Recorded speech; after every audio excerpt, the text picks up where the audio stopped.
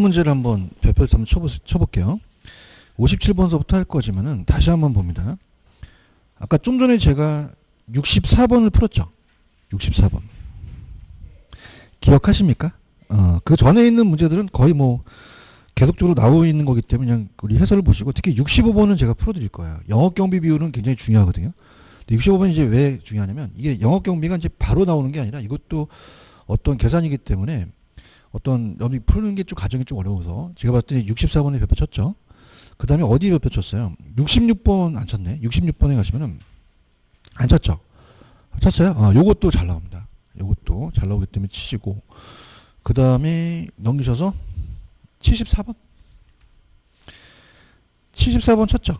74번. 그래서 요거. 그래서 제가 쳐드린 거 위주로 공부를 하세요.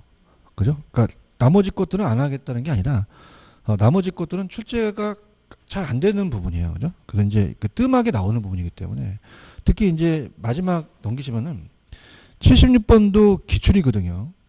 76번 찾으셨습니까? 풀어드리긴 하는데 이게 한 10년 정도 됐어요. 뜬지. 근데 그때부터 안 나온다는 건 아예 끊겼습니다. 하지만 아까도 말씀드렸지만은 끊겼다고 안 하는 게 아니라 좀 끊길만한 하면 또 뺏긴 애들이 있어요. 그죠? 그러니까 요거는 이제 하긴 하는데 별표는 크게 치지 말라는 거죠. 아시겠죠? 그죠? 그 다음에 아까 작년에 나왔던 57번도 별표를 치되 조그맣게 치라고 그랬죠? 57번. 기억하십니까? 57번. 57번도 개인의 주장이 굉장히 강하기 때문에, 이런 문제다는 것만. 자, 임대인의 A와 임차인의 B가 임대차 계약을 체결한다. 향후 3년간 순영업소득 현재 가치 합계는 얼마냐 이렇게 돼 있잖아요. 자, 이거예요. 되게 골 때리는 문제인데, 자, 지금 1년 차에 5천만 원에서 매년 200만 원씩 증가를 하잖아요. 그럼 어떻게 됩니까? 자, 1년은 순영업소득이 얼마예요? 5천. 얼마씩 증가한대요. 개인의 생각이야, 이거는 완전히. 그죠? 그럼 2년 때는 얼마입니까? 5,200. 3년째 돼서는. 이거 이해 가시겠습니까? 개인의 생각을 낸 거예요. 그죠? 이게 순소득이고, 그 다음에 경비 있나요? 경비? 경비는 얼마씩 이제 적었는데요. 100만 원씩이죠? 완전히 뭐 지 생각이죠, 완전히. 그럼 어떻게 됩니까? 처음은 2천이잖아요. 1년 지나면 2,100. 2년 지나면 2,200이 되는 거죠. 그런가요? 자, 그럼 어떻습니까? 우리가, 자, 여기서 일단은 현재 가치로 다 땡겨 와야 되잖아요. 그래서 다 땡겨서 그걸 합계를 해서 경비를 빼라는 얘기예요. 아시겠습니까? 자, 따라서 일시불의 현가. 자, 그러면 얘를 어떻게 돼요? 0.95. 다 0.95를 곱하면 되죠? 얘네들은 얼마를 곱하면 돼요? 0.95. 제가 갈수록 제가 할인율이 크니까 수치가 낮아진다 그랬잖아요. 95. 그런가요? 0.85죠. 그렇죠? 자, 그럼 어떻게 됩니까? 지금 그냥 이건 중요하지 않기 때문에 해설을 볼게요. 4,750, 4,680, 4,590이 합계가, 자, 14020만 원이죠? 찾았습니까? 그 다음 얘는 어떻게 돼요? 할인을 하니까 어떻게 됩니까? 1900, 1800, 1890, 1870이죠? 합계가 얼마가 돼요? 5660이 되죠. 그런가요? 그럼 14,000이라는 자체는 이게 1억 4천이라는 뜻이거든요. 1억 4,020에서 5,660만 원을 빼라는 얘기예요. 그럼 8,360만 원인데, 다시 얘기합니다. 이거 나온다 안 나온다? 이거 개인적인 생각이에요. 그러니까 작년에 하도 압박을 줘서, 야, 올해는 결혼 어렵게 내야 돼? 어렵게 내야 되니까 지가 낸 거거든요. 근데 칭찬은 해요. 이거 만드냐고 얼마나 수고했겠어요. 하는데 다시는 출제되지 않을 거라는 걸 보는데, 기출문제는 그냥이다. 한 번은 풀어야 된다. 풀어야 된다. 이게 나오겠다는 걸만 보시지 그렇게 심각하게 보지 마세요. 아시겠죠? 그죠? 넘겨볼게요. 그럼 내가 어디 찍었어? 넘겨봐. 65번 찍었지. 따라서 영업 경비 비율 65번 찾았습니까? 자, 이게 이제 영업 경비 비율은 잘 나오거든요. 근데 이 자식들이 영업 경비 비율을, 영업 경비를 안 주고 아주 어렵게 떴어요. 그죠? 그래서 영업 경비 비율은, 자, 조소득이 내려가고요. 영업 경비가 올라가요. 영업 경비 비율은 항상 학계론에서는 앞에 게 올라갑니다. 그래서 영업 경비가 올라가고, 그 다음에 조소득이 내려가요. 근데 여기서 단 자, 우리가 가능 총소득에 대한 영업 경비예요. 무슨 총소득에 대한? 그럼 요거는 무슨 총소득이 되는 거죠? 가능이 되는 거죠. 이해 갔나요? 자, 그럼 뭐 갈게요. 자, 지금 호당 임대료가 연 얼마라 그랬어요? 500만 원. 65죠. 그럼 곱하면 3억이 가능 소득이에요. 영업 경비를 모르잖아요. 그렇죠? 그럼 이거를 네가 구하라는 얘기죠. 볼 때는 문제였어요. 그죠? 우리가 그럼 간호소득이 3억이라는 건 아시겠습니까? 그러면 가공기 유용순, 가공기 유영순. 자, 그러면 공실, 기타 소득, 유효, 영업 경비를 빼야 순소득이 나오죠. 자, 그럼 다 간호소득이 아까 얼마나 그랬죠? 3억이에요, 3억. 3억이죠. 자, 공실은 10%죠. 3억의 10%는 3천이 되겠죠. 빼고요. 기타 소득이 없죠. 없어요. 기타 소득이 없으니까 유효가 2억 7천이 되겠죠. 그런가요? 자, 그러면 순소득이 얼마죠? 2억 1천이에요. 자, 봐봐요. 100원에서 10원 빼면은 90원이죠. 그럼 얘는 어떻게 구했어요? 100원에서 90원 빼면 10원이 된다는 거죠. 오케이? 그럼 2억 7천에서 자, 어떻습니까? 2억 7천에서 이것 빼면 얘가 나오는 거죠. 얼마예요? 6천이 되겠죠. 비비 꼰 거예요. 그죠? 그러면 이게 6천이 되겠죠. 6천은 이렇게 가세요. 자, 따라서 0.6억. 왜? 얘가 3억이니까. 그럼 0.6을 3으로 나눠보세요. 0.2가 되나요? 그죠? 아니, 나눠봐, 일단. 0.6 나누기 3 나눠봐. 0.2가 20%가 되는 거죠. 3번이 정답이에요. 체크하셨죠? 이거 개인적으로 이건 낼 것 같아요. 네. 왜냐면 이제 이거는 영업경비 비율은 많이 나왔었거든요. 똑같이 내지 않고 또 돌릴 거예요. 어떻게 됐는지. 그래서 이렇게 보시면 되고. 그 다음에 제가 어디 찍었죠 또? 66번 찍었나요? 찍었나요? 이거 또 나옵니다. 그래서 딱 2번 나왔거든요. 2번. 자, 다음에 단순회수 기간. 그러니까 기간 동안에 똑같다는 가정이에요. 그러니까 풀어오셨으니까 자, 초기에 1억이 나갔죠? 그럼 기간을 해소하는 거죠. 그럼 1기에 3천, 2기에 2천이니까 5천이죠? 3기에 2천이니까 7천이잖아요. 3천 남았죠? 그럼 우리가 뭐냐면 그 균등하다는 과정하는 건 뭐냐면 1년이 12달이잖아요. 그럼 한 달에 10만 원이면 우리가 어떻습니까? 12만, 자, 우리가 10만 원이면 120만 원이잖아요. 그럼 6개월은 60만 원이잖아요. 그럼 반개월은 딱 자르라는 얘기죠. 그럼 딱 반년만 걸리면 되는 거예요. 그럼 따보세요. 3년 6개월. 정답은 3번이 정답이라는 거죠. 할 수 있겠습니까? 이거 추천합니다. 이 문제. 그래서 이 문제는 또 뜰 거예요. 또 뜰 겁니다. 그래서 또 뜰 거는데 우리 30회 때까지 2번 나왔다는 거는 조금 텀은 있습니다. 그죠? 있으니까 꼭 보시고요. 그 다음에 또 어디죠? 제가 맨 마지막 찍었나요? 74번 찍었나요? 74번. 찍었죠? 좀 아쉬운 게, 자, 따라서 내부 수익률. 요게 없어요. 내부 수익률은. 그래서 나중에 이제 기출문제 했던 걸 한번 보시고요. IR은. 이건 이제 수익성 지수하고 순효과거든요. 그죠? 근데 이제 74번은 예전에 제가, 자, 그냥이다 딱 떨어진다. 그래서 딱 떨어질 가능성이 높아요. 금액이. 그래서 예전에 아마 그런 강의를 했을 거예요. 자, 그래서 A, B, C, D를 보고요. 이건 반드시 해야 됩니다. 이건 무조건 해야 돼요. 자, 그러면 지출이 얼마입니까? 불러보세요. 300, 100, 100만 원이 나갔죠? 그럼 유입을 할인해야 되죠. 자, 1년 후에 얼마 들었어요? 630, 315, 420, 262.5 찾았습니까? 그러니까 얘네들이 순효과는 빼주고 수익성수 나누기 때문에 이 금액이 다르면 수치가 잘 안 나와요. 그래서 이 자식들이 일단 할인율이 요구수익률이죠. 그럼 1 플러스 0.05잖아요. 1.05로 나눠서 1년만 내는데 거의. 자, 그럼 어떻게 되냐? 재밌는 게 요 단어가 50이 넘으면 50으로 해줘. 650을. 근데 넘었어요? 안 넘었어요? 그러면 600으로 만들어줍니다. 자, 이거 350 넘었어요? 안 넘었어? 그럼 300으로 만들어줍니다. 그런가요? 근데 이건 넘었어? 안 넘었어? 그럼 400으로 만들어줍니다. 내가 지금 뭐 하는지 알아야 되는데? 알았어요? 이렇게 딱 만들어준단 말이에요. 그런가요? 얘 넘었죠? 이거 다 할인한다는 건 이해하셨죠? 그럼 얼마? 250을 만들어준다는 거죠. 이렇게 해야 계산이 딱 떨어지거든요. 아시겠습니까? 근데 야, 너 기출 봤더니 딱 안 떨어지는 것도 있던데 그건 하나만 냈을 때 순영가 하나만 냈을 때는 안 떨어져요. 아시겠죠, 그죠? 근데 이건 그냥입니까? 순영가와 수익성 지수입니까? 그 두 개나 구하게 되면 이 수치가 안 맞으면 얘네들이 또 골치 아프거든요. 아시겠죠, 그죠? 그래서 맞춰준다. 여기 갔어 이거? 그럼 우리가 어떻게 돼요? 순영가는 빼고 나누고 그러죠? 그럼 순영가는 빼면 돼요.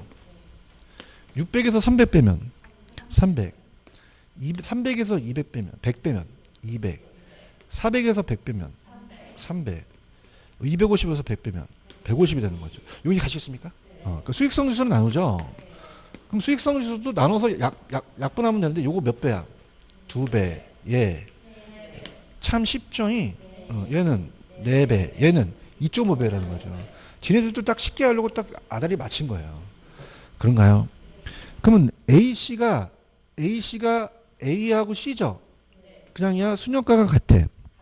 같고 그렇죠. NPV가 순영가가 가장 작은 건 어떤 거예요? D죠. D. 대답 좀 해주세요. C의 수익성 지수는 얼마겠어요? 4가 되는 거고. 자, 그 다음에 지금 4번이 틀었죠. PI가 수익성 지수가 큰 순서를 대보세요. C, B, D, A가 되게 틀렸죠. 맞나요? 자, 그러면 4번이 정답인데 5번에서 얘기하고 싶은 말은 뭐냐면 총 투자가 300만 원일 경우가 A만 수행하는 투자보다 B, CD를 함께 투자하는 게 낫다 나와 있나요? 그러니까 뭐냐면 이런 거예요. 저 들어보세요. 어떻습니까? 예를 들어서 300으로 올빵해서 하나 사지 말라는 거죠. 이거는 꼭 얘기하자면 다주택자. 그럼 다주택자는 그냥이야 갭투자해. 이런 말 하면 안 되는데. 그럼 요거 나눠서 투자했단 말이에요. 그죠? 그럼 그냥이야 수익이 더 나와. 더 나온다 그거예요. 하여튼 다 갭투자하니까 이해했네. 그러니까 둘 다 300이 있었죠 내가. 그러면 하나만 투자한 게 아니라 BCD에 다 투자했더니 순영가는 더 많이 나왔다는 거죠. 이거 NG 됐는데 큰일 났는데 나 잡아갔는데 아시겠습니까? 그러니까 하나에 올빵하지 말고 나눠서 투자하는 거죠. 이해하셨죠, 그죠? 오케이? 그러니까 300만 원에 하나에 투자하지 말고 A만 수행하는 게 아니라 BCD로 나눴더니 순영가를 더 많이 먹었다는 거잖아요. 이해하셨어? 그럼 5번은 맞는 지문이라는 거죠. 이해하셨죠, 그죠? 그렇게 보시면 됩니다. 이해 갔죠? 그 다음에 넘기시면은 76번. 근데 이거 아는데 좋은데 지금 요새 종부세 때리죠? 그래서 다시 쓰면 안 돼요. 그죠? 자, 들어갈게요. 자, 76번 있어요. 76번. 다주택자가 이거 NG 당했고, NG. 자, 76번 찾으셨어? 별표는 하나 치라 그랬지? 근데 빈번하게 나오는 건 아니에요. 빈번하게. 자, 그럼 76번은 다음 현금흐름표를 기초로 계산한 수년제 가치가 있다. 자, 연년도 현금흐름의 초기 투자가 1년서부터 5년까지 현금흐름은 현금 유입과 유출을 감안해서 수년금이고 할인율이 있죠. 할인율. 여기다 봐. 요거 수익률. 요거 수익률 적으세요. 그 다음에 이때 기간에 5년인 연금의 현가는 3. 얼마고 일시불의 현가는 0.6이 얼마라고 돼 있죠? 찾았습니까? 그러니까 순영가를 구하라는 거예요. 자, 순영가. 그러면은 현금 유입 현가에서 유출을 빼야 되거든요. 자, 그럼 유출은 얼마 나갔냐면 1,000만 원이 나갔어요. 그런가요? 그럼 중요한 거는 1, 2, 3, 4, 5까지 본다면 4년까지는 금액이 똑같아요. 5년까지 똑같다면 그냥 연금으로 가면 되거든요. 근데 그냥이야 금액이 다르죠. 그런가요? 그래서 요거 130씩이죠. 자, 그래서 따라서 매년 연금. 근데 5년째 대해서는 다르잖아요. 그러면 1430이라는 거는 밑에다가 해놓으세요. 이건 1300에다가 130을 더한 겁니다. 자, 나눴다는 거죠. 이해 갔나? 그럼 130을 만들어줬죠. 그럼 만약에 130씩 매년 들어온다고 생각하면 되는 거죠. 대답해보세요. 그럼 따라서 연금으로 땡기는 거예요. 그런가요? 1300은 그냥입니까? 일시불입니까? 그럼 5년짜리 한 번 땡기면 되는 거고요. 이해하십니까? 자, 그래서 연금에 지금 100만 원은 자, 따라서 연연으로 땡겨버려요. 그래야지만 요거까지 합쳐서 5년 동안을 땡겨버리는 거죠. 그런가요? 그러면 우리가 연연을 찾아보세요. 연연. 그렇죠. 왜 한 번만 얘기해? 3.799079죠, 그죠? 맞나요? 그러면 계산기 두들기세요. 130에다가 자, 130에다가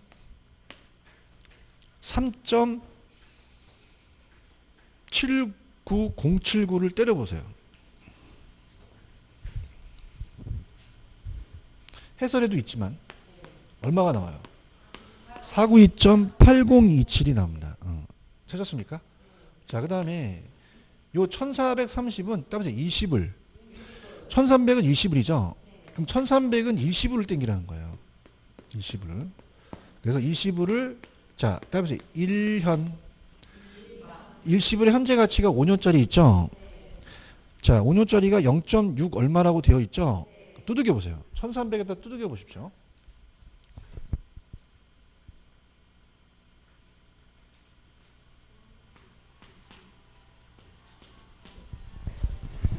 (807-1973) 나오나요? 네. 그러면 그걸 더해 보세요. 492.8027 딱 떨어집니다.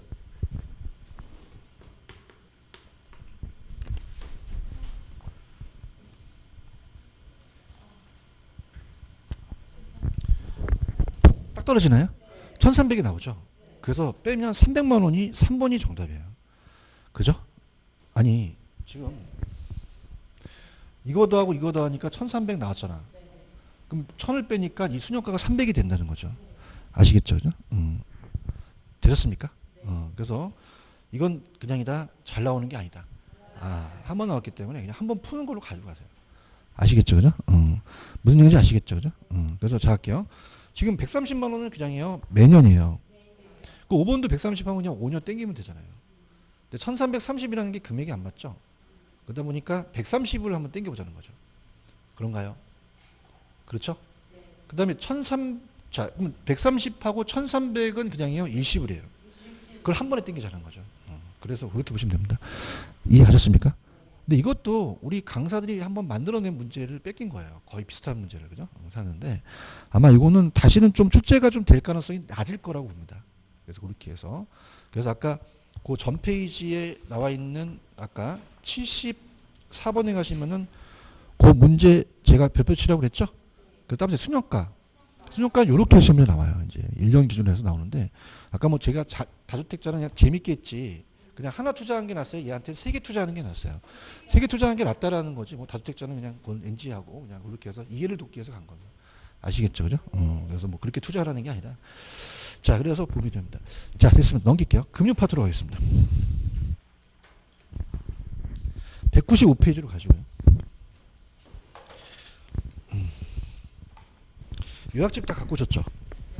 테마식으로 가겠습니다. 페이지 134. 자,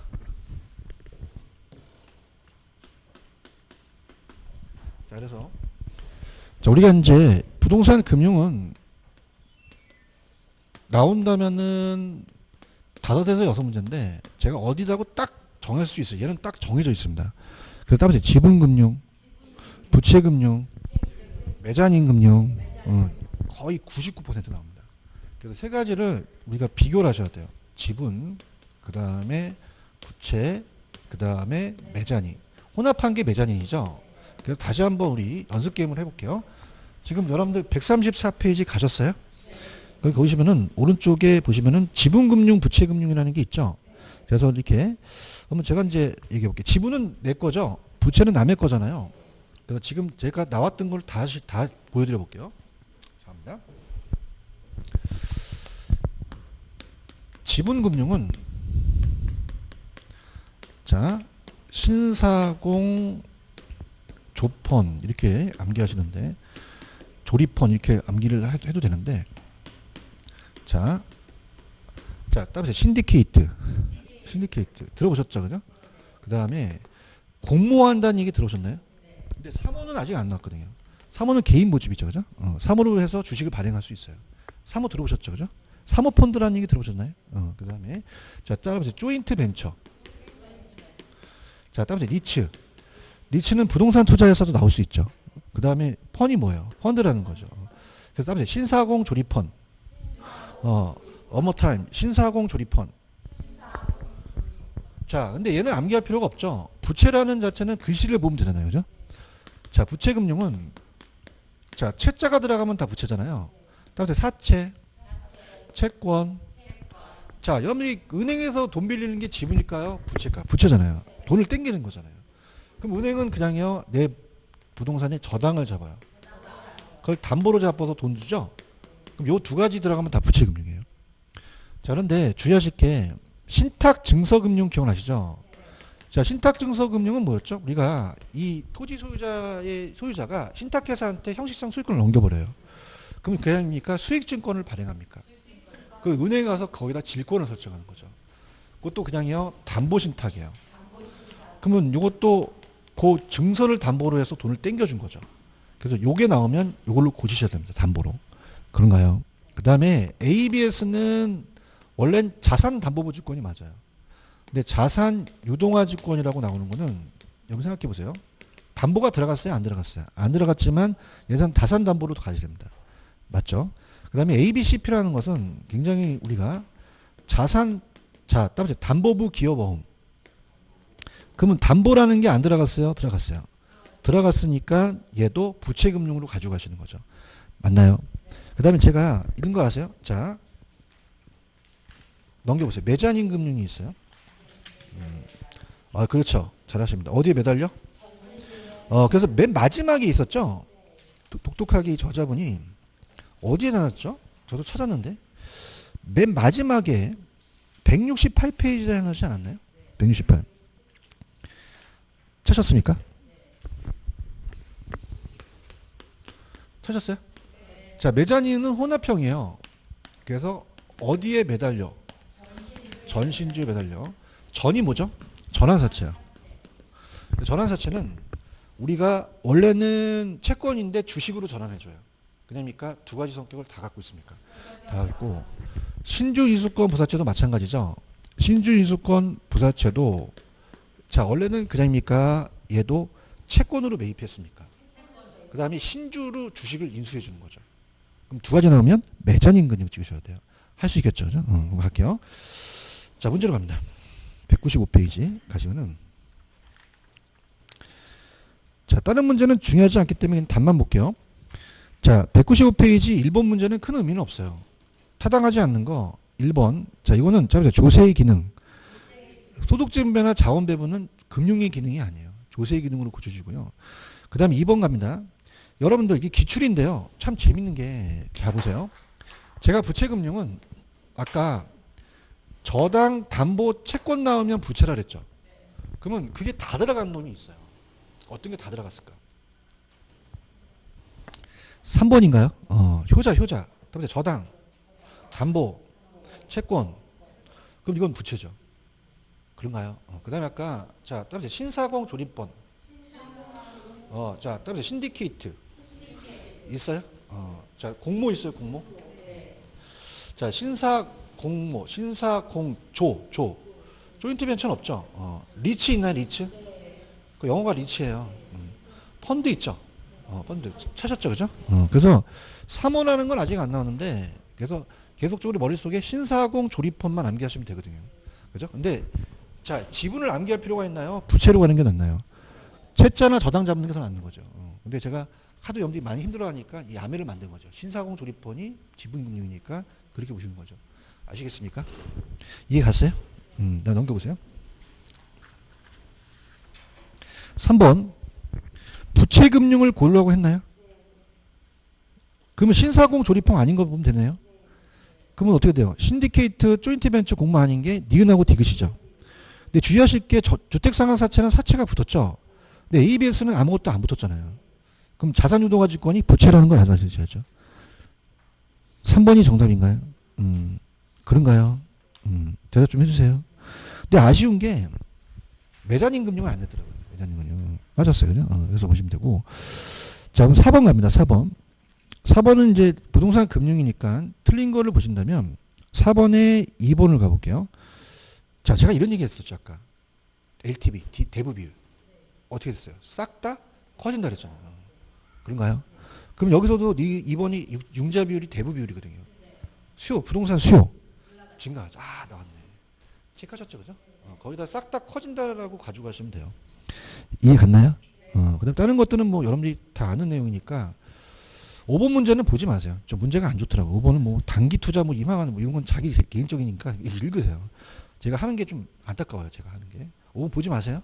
여러분들 인정하실 겁니다. 6번을 보세요. 자, 주택도랑 대출을 설명한 것이 틀린 것은 3번. 대출 기간은 이자의 변동에 따른 손실 위험을 회피하기 위해서는 어느 의자를 선호합니까? 변동이죠. 변동을 해야 나중에 전가시킬 수 있잖아요. 이거 이해하시겠습니까? 그 다음에 교수님, 요거는 중요한 게 기출입니다. 기출이 다 볼게요. 자, 고정금리는 바뀌어야 안 바뀌어? 약정금리로 초기서부터 만기까지 원리금 상환하는 거죠. 변동은 바뀌죠. 사전에 약정하는 방법으로 일정 기간마다 대출금 조정하죠. 조정하고 이게 기준금리를 조정합니다. 자, 그 다음에 4번. 자, 별표. 이거 잘 나옵니다. 자, 따라보세요. 조기상환.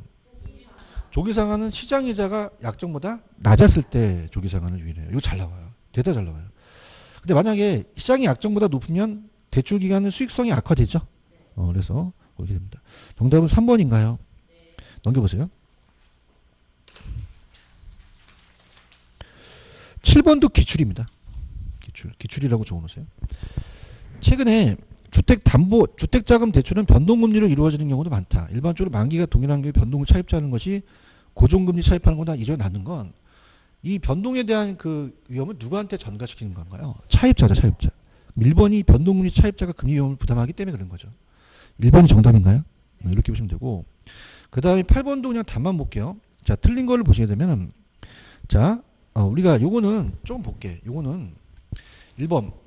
원리금 균등 상환에서 상환 기간이 지날수록, 자, 우리가 원리금 균등이라는 게 이거잖아요. 원금 균등이에요? 원리금 균등이에요? 자, 그러면 자 볼게요. 이따가 요 계산 방식을 하겠지만은 원리금 균등은 원리금이 균등하잖아요. 자, 그럼 생각해 보세요. 원리금이 매년 똑같겠죠? 대답해 봐요. 자, 그러면 원금 균등이나 원리금 균등이나 고정금리 때 이자라는 건 상환된 금액에 적용시켜요? 남아있는 금액에 적용시켜요? 남아있는 금액이 점점 줄죠. 첫 해는 상환을 안 했어요. 그래서 이자가 많습니다. 뭐가 많다? 이자가 많고 점점 이자가 어떻게 되죠? 줄죠. 그럼 이 밑에 있는 게 뭘까요? 원금이죠. 원금은 점점 늘어나겠죠. 그죠? 갈수록 뭐는 줄고 원금은 늘어나죠. 요 1번 이해 가시겠습니까? 그러면 시간이 갈수록 이자 지급이 차지하는 비율은 줄어들고 원금 상환 차지하는 비율은 커진다라는 얘기죠. 그런가요? 자, 만약에 내가 1억을 빌어서 6천만 원을 상환을 했으면 60%가 상환 비율이죠. 그럼 4천만 원 남으면 40%가 잔금 비율이잖아요. 그럼 상환 비율은 상환 원금에 대한 이미 상환된 금액의 비율이죠. 그런가요? 그래서 우리가 왜 여러분들 그 화폐시장 가치에서 뭐 1 플러스 R의 N승이라는 거 아시죠? 그래서 이 상환 비율이라는 것도 자, 따라보세요. 잔금 비율. 이게 연금의 현가계수라는 수식으로 이용하거든요. 그러면 그 안에 그냥입니까? 이자율이 있습니까? 만기나 상환한 기간의 함수로 표시할 수 있죠. 그 다음에 잔금 비율도 마찬가지예요. 상환 원금에 대한 앞으로 상환할 잔금의 비율을 의미하며 이자율 만기 남은 기간의 함수로 또 표시할 수도 있다는 거죠. 이해하셨습니까? 수식으로 가니까 상환 비율에서 1을 빼면 잔금 비율이 되죠. 그런가요? 그래서 상환 비율은 이제 지분 형성이 되겠죠. 상환했으니까 내 거로 오잖아요. 자, 상환 비율은요. 여러분들 내가 1억에서 6천만 원 갚으면 60%잖아요. 그럼 6천만 원은 상환된 금액이잖아요. 그러면 상환 비율은 차입자가 매기간 갚아야 될 원리금 상환액만큼입니까? 원금 상환분만큼입니까? 원리금을 상환한 게 아니죠. 그 원금에 상환한 만큼의 증가된 거죠. 이해하셨습니까? 이렇게 됐습니다. 자, 9번 갑니다. 자, 주택금융시장에서 오른 것은 기억, 금융감독기관은 주택 더당 대출의 대출 기준인 대부 비율. 아까 대부 비율이 높으면 주택 수요도 증가하잖아요. 그런가요? 그러면 주택 수요가 줄어들겠어요? 증가하겠어요? 자, 주택 저당 대출 금리와 주택자금 공급을 조절하면 수요에 영향을 미칠 수 있다. MBS를 많이 발행하면 어떻게 돼요? 2차에서 1차로 돈을 가져. 그럼 주택 저당 대출의 공급이 어떻게 됐어요? 늘어나고 주택 수요도 증가하게 되죠. 이 MBS 제도가 보금자리론이에요. 보금자리론은 고정금리입니다. 그러면 공사가 이 금리는 무슨 금리로 간다? 고정금리로 가요. 그렇죠. 변동이에요? 고정이에요? 그래서 10년, 15년, 20년, 30년 상한입니다. 그러면 단기는 있어요? 없어요? 없고 다 10년 상한만 있다는 거죠. 틀린 지문인가요? 그렇죠. 그 다음에 다른 조건이 일정할 때 여러분 보세요. 고정은 은행은 바뀌어요? 은행은 안 바뀌어요? 변동은요? 고정은 미리 인플레까지 반영을 해서 위험 할증률을 높여야겠죠. 그러면 초기에는 고정이 높겠죠. 맞습니까? 그럼 다른 대출 조건이 동일할 때 통상적으로 고정이 변동보다 높다는 게 맞겠죠. 그럼 정답은 3번이 정답이죠. 이것도 기출이었습니다. 기출. 여기까지 가시겠습니까? 넘겨보세요. 10번 갑니다. 고정금리와 변동금리는 다 풀면서 얘기를 할게요. 자, 10번. 고정금리 대출에 관한 설명 중 옳은 것은 자, 은행이요. 예상치 못한 인플레이션이 발생되면 위험하죠. 자, 어떨 때 위험할까요? 고정이 위험하죠. 그죠? 그러면 어떻게 돼요? 유리하려면 어떤 금리? 변동금리로 하는 게 낫겠죠. 자, 일반적으로 대출 기준 시점에 변동이 고정보다 높습니까? 고정이 높습니까? 고정이 높고, 아까 3번 조기 상한 기억하십니까? 시장 이자가 어떻게 하락했을 때 고정금리 때는 조기 상한에 대한 위험이 커지겠죠. 대출자가. 3번이 정답인가요? 변동금리 대출은 시장 상황에 따라 이자를 변동시킬 수 있죠. 그럼 기준금리, 가산금리를 별도로 고려하지 않는다. 가산금리도 고려한다. 고려하죠. 가산을 해야 또 차입자한테 받을 수 있잖아요. 그런가요? 자, 변동금리 대출의 경우는 자, 시장 이자의 상승 시 자, 이자 조정기가 짧을수록 대출자가 불리할까요? 유리할까요? 유리하죠. 빨리빨리 전가시키니까. 3번이 맞죠? 자, 11번 갑니다. 11번이 기출이라고 해놓으시고 1번 이제 보는데 자, 이렇게 보면 됩니다. 연간 이자율이 똑같다면은 1억을 빌려서 연 12% 받는다면은 한 번 받는 것보다 나눠서 받는 게 낫다는 얘기예요. 그래서 분기로는 1기, 2기, 3기, 4기라고 한다면 그럼 나중에 1200만 원을 받는 게 낫습니까? 중간중간 받아보는 게 낫습니까? 그러면 이자가 또 붙잖아요. 그럼 1년 있다 3% 미리 땡겨 받는 게 낫고 그럼 그냥 나누는 게 나아. 나누는 게 이자를 더 많이 잘 수 있다는 거죠. 오케이? 그럼 연간 이자 같은 1년 만기 대출의 경우는 한 번 이자를 받는 것이 기간 중 사회 나누는 것보다 불리하다고 하셔야 되죠. 반대로 가셔야 되죠. 1번이 있었나요? 이거 기출이라고 해놓으셨나요? 자, 대출자는요. 고정금리를 할 때 명목을 잡을 때는 그냥입니까? 위험도 더해야 됩니까? 그럼 시장 이자율이라든지 위험에 대가 기대 인플레이션도 고려해야겠죠. 자, 변동은 아까 뭐하고 뭐를 가산한다고 했어요? 기준하고 가산금리를 가산하죠. 아까 변동금리는 이자 조정기가 짧을수록 누구에서 누구로 전가시켜요? 대출자에서 차입자한테 짧을수록 더 전가되겠죠. CD는 변동이죠. CD는 변동금리 주택담보대출이 되겠죠. 이해하셨습니까? 이렇게 되면 됩니다. 무슨 말씀인지 아시죠? 그다음에 이렇게 해서 보시고요. 그 다음에 자, 요약집을 한번 가볼게요.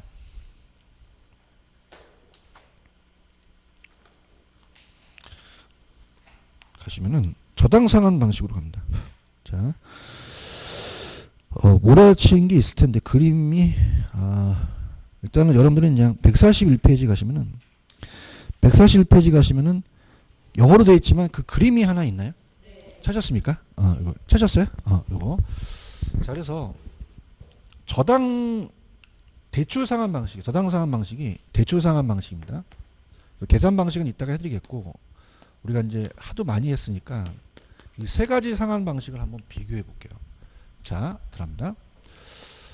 자, 원금 균등은 그냥이요. 원금이 균등해요.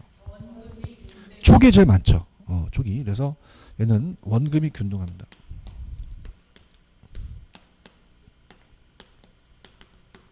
균등하게 내죠.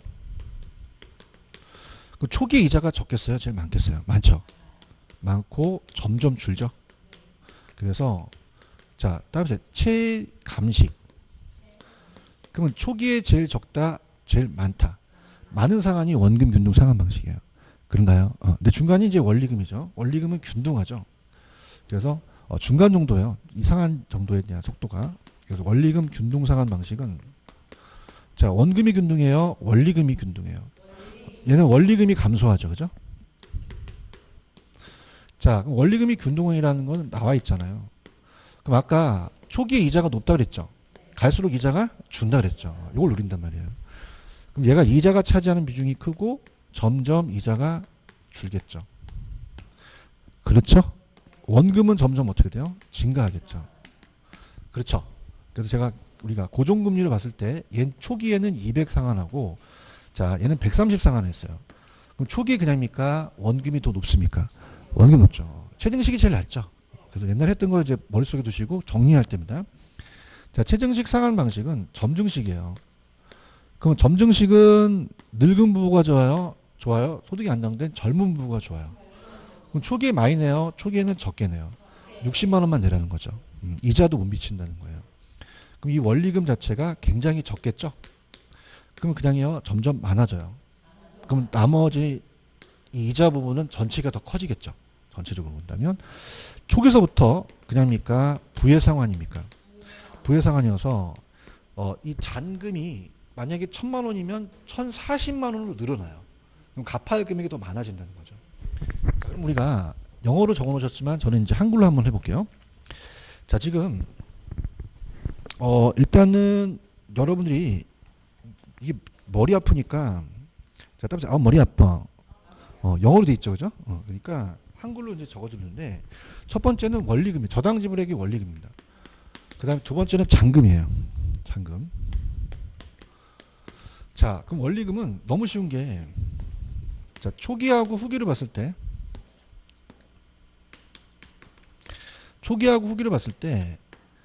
여러분 시험장 가셔서 원리금 균등부터 보세요. 130씩 균등할 거 아니에요. 그럼 그냥요 원리금이 균등해요. 원리금이 균등하죠. 이해 가셨습니까? 그럼 짝대기가 이렇게 되겠죠. 똑같으니까. 그죠? 그다음에 최정식을 보세요. 최정식은 그냥입니까? 초기에 적게 냅니까? 점점점 많아지겠죠. 그런가요? 최정식. 그러면 초기에 제일 많이 부담하는 상한이 누구 방식이에요? 원금이죠. 원금 균등이 초기에 상한이 많겠죠? 200. 자, 그러면은 대출자와 차입자는 다릅니다. 그럼 차입자 입장에는 그냥요 초기에 부담이 세요. 근데 대출자는 그냥입니까? 빨리 회수합니까? 원금 회수는 안전하겠죠, 그죠? 그래서 이건 반대로 간다는 거 아시겠죠? 근데 잔금이 좀 어렵습니다. 그래프가 조금 여러분이 그 난이도가 있는데, 자, 이건 이렇게 떨어져요. 자, 이게 전체가 만약에 1,000만 원이 처음에 융자액이라면 초기서부터 후기입니다. 자, 그러면 그냥입니까? 원금 균등은 균등하게 떨어집니까? 만약에 100만 원씩이라면은 100, 200이니까 남아있는 잔액도 균등해지겠죠. 그런가요? 자, 근데 원리금은요? 그냥입니까? 초기에 원금이 적습니까? 그럼 잔액을 되게 적게 갚아버린다는 거죠. 그러니까 얘가 조금밖에 안 떨어져요. 이러다가 나중에 급속도로 떨어지겠죠. 근데 최정식은 중요한 거는 이 선이 자, 이걸 넘습니다. 넘는다는 건 뭐냐면 자, 따라서 부의 상환 1,000만 원이 남는 게 아니라 1,040만 원이 남아버려요. 그럼 잔액이 더 많아진다는 거죠. 그래서 거기 위에 꼭대기에 이렇게 위에 있는 거 있죠? 이게 최정식 상환이라는 거예요. 이해 가셨습니까? 자, 그럼 어떻습니까? 반대예요. 자, 저거의 반대니까 중도 상환 시 자, 이렇게 합니다. 초기에는 누가 제일 크죠? 원금 균등. 그 다음에 남아있는 거 누가 제일 많이 남을까? 최정식이 많이 남죠. 그럼 최정식이 많이 남는 거는 납부해야 될 이자가 높다는 거예요. 그러니까 전체로서는 불리해집니다. 더 커지니까. 그럼 중간에 누구죠? 원리금. 그 다음에 원금이죠. 그래서 원금 균등은 최정식은 젊은 신혼부부라고 나왔어요. 초기에 부담이 적기 때문에 유리한데 또 주택 보유주 기간이 짧아야 됩니다.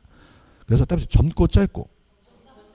근데 원금 균등은 안 나왔지만 원금 균등은 중장년층들이에요. 이 사람들은 초기에 그냥요 많이 내는 게 나아요. 그래야지만 나중에 가서는 우리가 이득을 볼 수 있다는 거죠. 아시겠죠? 그죠? 그럼 가볼게요.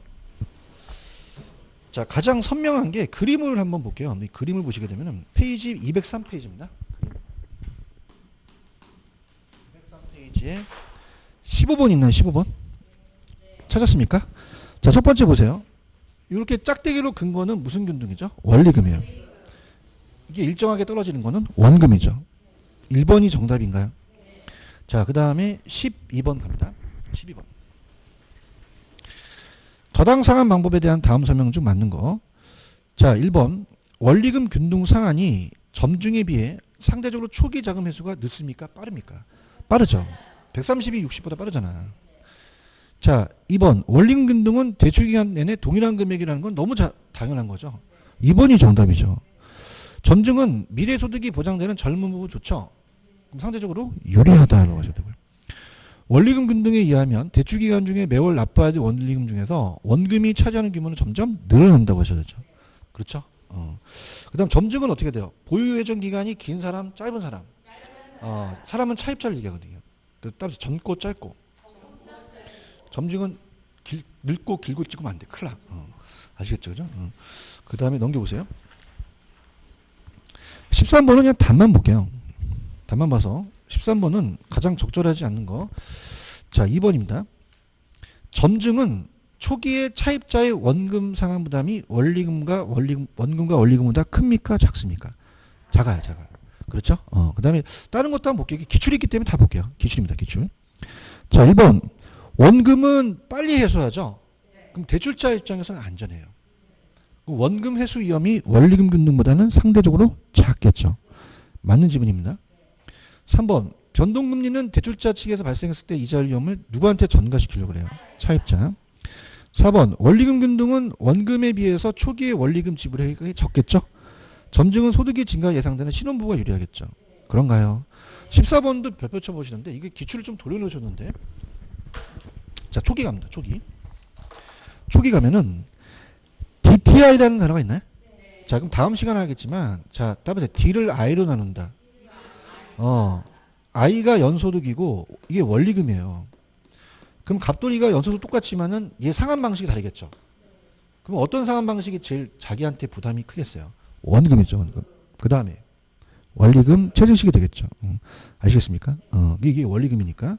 그럼 여기서 얘기하시는 거는 가장 낮은 건 누굴까요? 점증이겠죠. 그렇죠. 대출이 10년 후에 대출 비율이라는 단어가 있나요? 자, 이거는 자, 따라서 잔금 비율. 자, 무슨 말이냐? 전체가 15년인데 10년이 지났다는 거는 처음부터 빌린 비율이 아니라는 얘기죠. 여러분들 처음에는요. 요새 대출 규제가 심하잖아요. 근데 보금자리론이 1억에 7천만 원을 빌렸죠. 얘기해봐요. 근데 그냥요 상환을 해요. 그럼 만약에 1억에 7천만 원 빌렸는데 갚아서 5천만 원 남았어요. 그럼 따보세요. 대부 비율, 잔금 비율. 이건 잔금 비율을 얘기를 해요. 같이 가자. 처음에 대부 비율이 아니죠. 중도 상환한다는 건 남아있는 잔금 비율입니다. 동감하십니까? 그럼 이건 그냥이야 잔금을 얘기해. 잔금을 얘기하는 잔금을. 이해 갔나요? 그럼 잔금이 가장 높은 건 누구예요? 점증이 상환이 되겠죠. 이거 14번 문제 좋습니다. 좋아요. 그래서 제가 아까 전번에 얘기했지만 문제를 디스할 땐 디스하고 칭찬할 땐 칭찬해 줘야 돼요. 아주 잘 내셨습니다. 박수. 이거 14번 하셨습니까? 절묘하게 기출을 돌려내신 거예요. 원금 균등을 최종 점수를 바꿨거든요. 이해하셨죠? 그죠? 저 이런 사람입니다. 저도 칭찬 좀 해주세요. 왜냐면 좋은 문제라고 하셔야죠. 아까 제가 틀렸다는 거는 아까 왜 지분 투자 수익률은 세우였죠. 그런 건 제가 틀렸다고 하는데 이건 잘냈다고 하셔야 돼요. 아시겠습니까? 또 그런 말 하지 마세요. 원장님한테 쟤는 맨날 이 저자를 갖다가 막 욕한다 그러지 하지 마세요. 칭찬도 합니다. 자, 그럼 1번이 정답이죠. 이해하셨습니까? 이렇게 계속 갑니다. 15번의 정답은 1번이죠. 넘겨볼게요. 계산 문제만 빼고 갈게요. 16번 갑니다. 자, 16번은 다음 중 적합한 걸 고르라. 기억. 차입자의 첫해 월불이익이 가장 적은 건 누굴까요? 점증이죠. 첫해 월불이익 납부에 중도상환의 미상환 대출 잔액이 가장 적게 남는 건 원금 균등이 되겠죠. 그런가요? 자, 17번은 그냥 답만 볼게요. 너무도 계속적으로 반복되니까. 자, 5번. 중도상환 시 잔액을 얘기한 거잖아요. 그럼 차입자가 상환해야 될 저당 잔금은 원금이 자, 우리가 어떻습니까? 지금 원금 균등 분할 상환 방식이 원금 균등 분할 이게 틀렸네요. 똑같네요. 그죠? 그렇죠. 앞에가 원리금으로 해야지만 이 지문이 맞겠죠. 이해하시는지. 그러니까 공부를 하셨으니까 이게 틀린 거 알겠어요. 그러니까 내가 봤을 때는 이게 좀 약간 치시다가 좀 조르신 것 같아요. 그죠? 그럼 어떻게 돼요? 이게 틀린 지문 하려면 자, 어떻습니까? 저당 잔금은 원금이 원리금보다 많다가 틀렸겠죠. 적다르겠죠. 아시겠습니까? 이제 문제까지 분석한다는 건 공부를 많이 하셨다는 거예요. 5번 오타입니다. 이해하셨죠? 그 다음에 18번은 나중에 해드리겠고. 자, 19번 갑니다. 19번 찾으셨어요? 그래서 이걸로 이제 마무리하고 이제 계산 문제는 제가 다음 시간에 하겠는데, 또 있네, 뒤에. 자, 19번 갑니다. 자, 1번. 원금 균등은요. 자, 어떻습니까? 원금 균등은, 여기 보세요. 원금 균등은 그냥요, 원금이 균등해요. 이자가 감소하고 원리금이 감소하죠? 그러면 어떻게 됩니까? 고쳐볼게요. 그 원금 균등은 이자 상환액이 감소하는 만큼 원금이 증가하는 건 원금이에요? 이건 원리금이에요. 원리금이죠. 원금이 아니겠죠. 대답 좀 해보세요. 그 다음에 자, 원금은 원리금 방식에 비해 전체 대출기간 만료 시 누적액이 큽니까? 잘 나와보세요. 잘 나와보세요. 어떤 방식이 제일 잔액이 많이 남아요? 그 다음에 그럼 잔액이 남다는 건 누적액이 크다는 거거든요. 그럼 어떻습니까? 지금 여기 누적액이 더 크다는 건 누가 더 크겠어요? 원리금이 더 크겠죠. 바뀌었죠? 자, 대출 실행 시 아까 DTI 아시죠? DTI는 연소득은 똑같은데 원리금의 부담이거든요. 근데 원리금 부담은 체증식이 60이죠. 원금이 아까 200이었잖아요. 그럼 체증식이 원금보다 항상 크다, 작다, 작죠. 그렇죠? 제일 얘기 좀 해주세요. 원금이 제일 크겠죠. 그러면 어떻게 됩니까? 4번이 맞죠? 그 다음에 체증식은 대출금액이 지속적으로 감소되므로 다른 상환 방식에 비해 이자 부담이 작을까요? 제일 클까요? 크죠? 나중에 납부할 금액이 많으니까. 이해하셨습니까? 정답 4번인가요? 자, 그 다음에 넘길게요. 넘기시면은 자, 쭉 넘기시면은 뒤에 또 있어요. 자, 그래서 우리가 28번 기출이라고 적었어요. 옳은 거. 계산 문제는 제가 다음 시간에 할게요. 할게요. 28번 대출 상환 방식에 대한 옳은 거. 기억. 상환 첫해 원리금 상환액은 원금 균등 상환이 원리금보다 크죠? 200이 130보다 컸잖아요. 자, 체증식은 주택 보유 예정 기간이 긴 사람, 짧은 사람. 니은이 틀렸네요. 자, 그 다음에 디귿. 원금 균등은 매기간 상환된 원리금이 점차적으로 감소하겠죠. 자, 원리금은 매기 상환된 원리금이 점차적으로 늘어납니까? 자, 원리금은 균등합니까? 균등하고 원금이 점차 늘어나겠죠. 그러면 기억하고 디귿만 맞는 거죠.